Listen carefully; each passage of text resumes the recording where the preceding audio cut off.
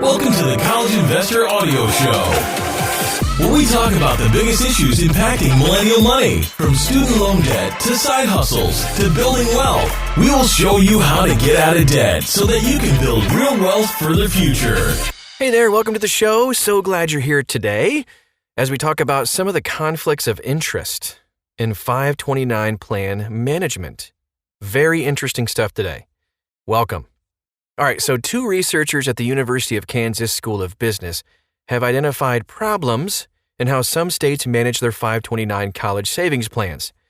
They suggest that these problems are caused by conflicts of interest, inadequate oversight, and a lack of investment sophistication by the state sponsors.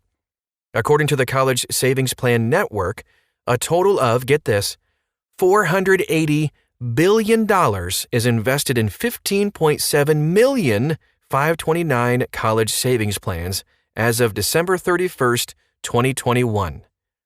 Wow. All right, so the University of Kansas analyzed 5,339 unique investment options across 86 state 529 college savings plans for their paper. 2/3 of the 529 plans are direct sold and 1/3 are advisor sold. Only 10% of the plans are managed in-house, with the rest outsourced to external program managers.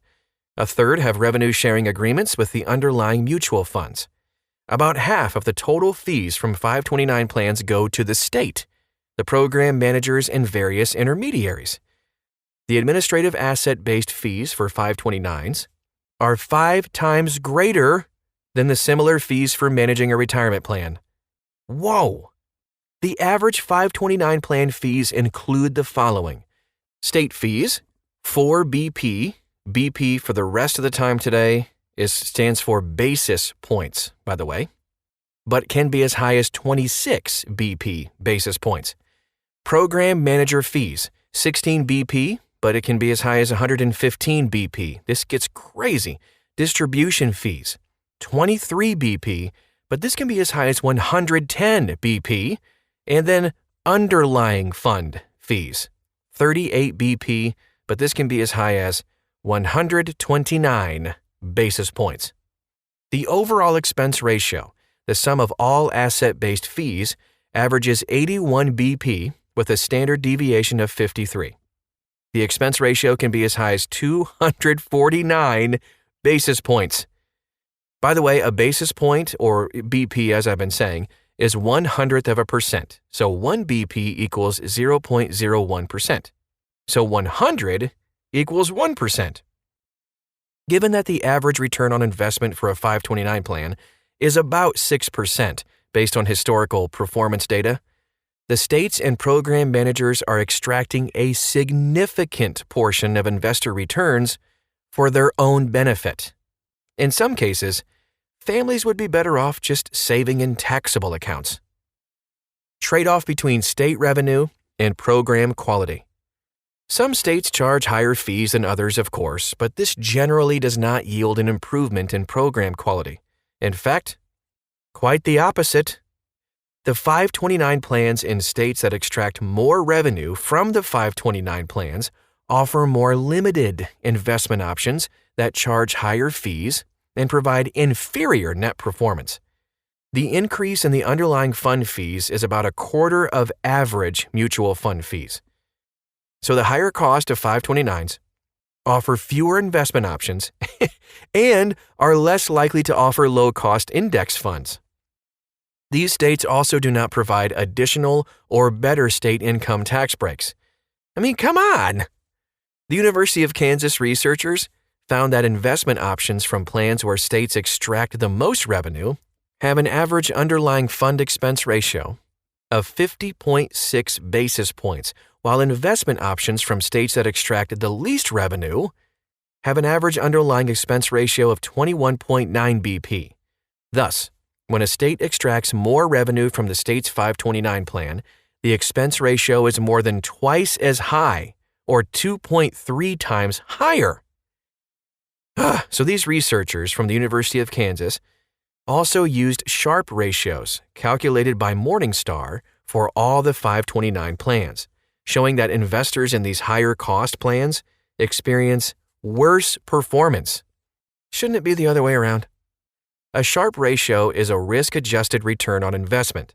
It is the 529 plan's return minus the risk-free rate of return and divided by the standard deviation of the excess return. That could be a little confusing. A higher Sharpe ratio is better. You don't need to know about all the formula. Just a higher ratio is always better. The 529 plans from states that extract more revenue from the 529 plans have a lower Sharpe ratio than 529s from states that extract less revenue, a sign that the investment plan performance, net of fees, is inferior. The Sharpe ratios in the 529s in the high revenue extraction states are 20% lower than the Sharpe ratios in the states that, of course, extract less revenue. Let's talk about the conflicts of interest. Oh, like as if it couldn't get any worse.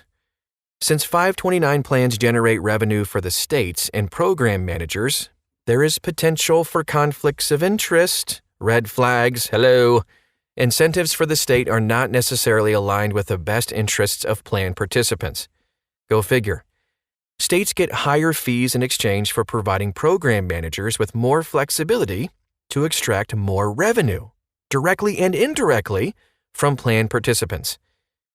529 plans often include investment options from the program manager's own mutual funds and from investment firms with which the program manager has revenue sharing agreements. 529 plans with revenue share agreements have underlying fund fees and total expense ratios that are 8 and 18 basis points higher than other 529 plans.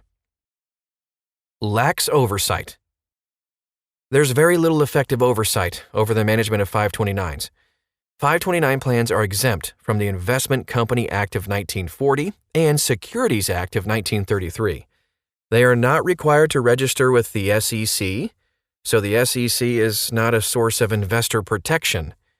Securities and Exchange Commission rules govern investment disclosure do not apply to 529 plans. 529 plans are not subject to a fiduciary standard. Well, of course not. Our best interests aren't in mind. However, SEC regulations do require investment advisors, such as those that recommend advisor-sold 529 plans, to disclose conflicts of interest and also consider costs when recommending products. The SEC's regulation Best Interest, Reg BI, is not quite a fiduciary standard, just kind of a suitability standard. It does not apply to the 529 plans themselves, just the investment advisors.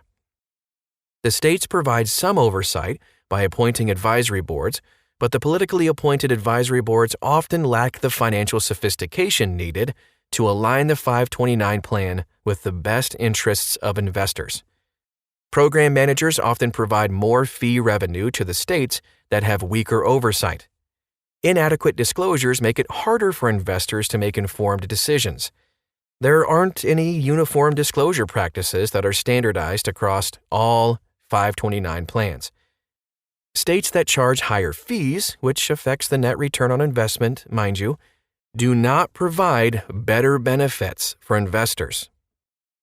Okay, so let's talk about tips for investors. These are going to help you quite a bit. Minimizing costs is going to be your key to maximizing net returns. Higher fees are not associated with a better net performance after subtracting the fees from investment returns. The investment options do not necessarily provide better returns on investment. Even when they do, the increased returns are not enough to compensate for the higher fees. So, investors should choose the state 529 plans with the lowest fees, of course. So there's often a trade-off between low fees in an out-of-state 529 plan and state income tax breaks for contributions to the state's own 529. There is an inflection point between choosing low fees and state income tax breaks when the child enters high school. When the child is young, the family should focus on 529 plans that have lower fees. When the child enters high school, new contributions should be directed to the state's 529 plans if the state offers a state income tax break on contributions to the 529. Low fees apply to the entire plan balance, while the state income tax break applies only to each year's new contributions. Morningstar.com and SavingForCollege.com provide ratings of 529 plans that consider the net return on investment after subtracting the fees. SavingForCollege.com also publishes a 529 plan fee study that evaluates the impact of the range of fees charges by each direct sold 529 plan's investment options. So huge. SavingForCollege.com has been rating 529 plans since 1999, and Morningstar has been rating them since 2012. You can find links to both of those and everything else we talked about today at thecollegeinvestor.com. And that is our show. Thanks so much for stopping by, and we'll talk to you again real soon.